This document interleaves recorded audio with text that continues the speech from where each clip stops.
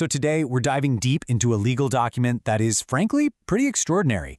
It's an emergency plea filed in federal court by just one man representing himself against what he alleges is the entire Texas state judicial system. Let's get right into it.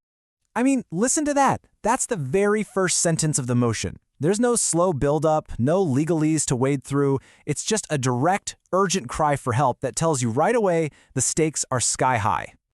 And that really is the million-dollar question, isn't it? This whole thing, this massive legal firestorm, it all started with a divorce case in Fort Bend County, Texas. So how on earth did it escalate from a standard family court issue to a federal case packed with accusations of systemic corruption? To really get why this is an emergency, we have to look at the immediate threat. The whole reason for this federal filing is that the petitioner is looking at the very real, very near possibility of being thrown in jail by the state court. The man at the center of all this is Reynaldo J. Aguiar Marcano, and he has a court date on January 22nd, where he could be found in contempt of court, which could mean jail time. You gotta remember, that date was just days away when he filed this motion, so the clock was ticking. And what really makes this feel like a David versus Goliath story is that Marcano's acting pro se. That's the legal term for when you represent yourself. So he's navigating this unbelievably complex legal maze against an entire state system all on his own, with no lawyer by his side. And this right here, this is the document that lit the fuse. It's called a motion for enforcement, and it was filed on January 7th. It basically says he didn't make some court-ordered payments and asks the judge to hold him in contempt. This is the exact hearing he is desperately trying to get the federal court to stop. Okay, now we get to the absolute core of his argument. He's saying this isn't just about a missed payment. No, he alleges there's a huge conflict of interest with the very judge who's supposed to decide his fate. So get this. On one side, you have Judge Oscar Telfair III. He's the one who's going to be presiding over the hearing that could land Marcano in jail. On the other side, you have Marcano, who has filed a federal criminal complaint with the DOJ against that exact same judge. Marcano's argument is pretty simple. How can a judge possibly be fair when the guy standing in front of him is the same guy who's trying to get him investigated by the feds?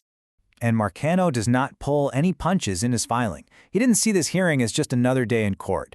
He calls it a direct, retaliatory act of breathtaking audacity. I mean, those are some powerful words. But his accusations don't stop with just one judge. Oh no. Marcano's plea to the feds is basically built on the claim that he tried to get a fair shake at every single level of the Texas court system, and every single time the door was slammed in his face. He lays out what he calls a proven sham. First, he says there was the trial court judge, who he says is clearly biased. Then he tried the administrative judge, who was supposed to rule on his motion to get a new judge, but he claims she had a conflict of interest too, and finally he went all the way to the top, the Texas Supreme Court, where he says they ignored him and then suddenly rejected him. And he offers up this timeline as his proof. He says his petition just sat there at the Texas Supreme Court for over 40 days, nothing. Then he tells the court he filed that DOJ complaint against the judge. And what happened? Less than 10 hours later, his whole case gets tossed out. He's basically saying, you do the math. So all of this brings us to the most jaw-dropping part of the entire filing. Why, as he claims, would the state judiciary be retaliating against him like this? Well, Marcano says he knows the real reason, and it's a bombshell. He claims he's not just an average citizen caught in the divorce. In his motion, he swears under penalty of perjury that he's involved in two federally protected activities. One, he's an IRS whistleblower, and two, he's a confidential informant for the DEA, feeding them intel on a cartel. And that right there is the linchpin for his whole conspiracy claim. He argues that this state court case, the sanctions, the threat of jail, it's not about family law. He alleges it's all a form of witness and informant intimidation, a way to punish him and shut him up for cooperating with federal law enforcement. So, after laying out all of these incredibly serious allegations against pretty much the entire state judicial system, what is he actually asking the federal court to do about it? Let's break down his final request. You know, his request is actually really straightforward. First, he's saying, grant my emergency motion. Second, and this is the most important one, hit the pause button on everything happening in the Texas court, especially that hearing where I could be jailed. And third, he wants a new federal judge assigned to his case to, as he puts it, preserve the appearance of impartiality.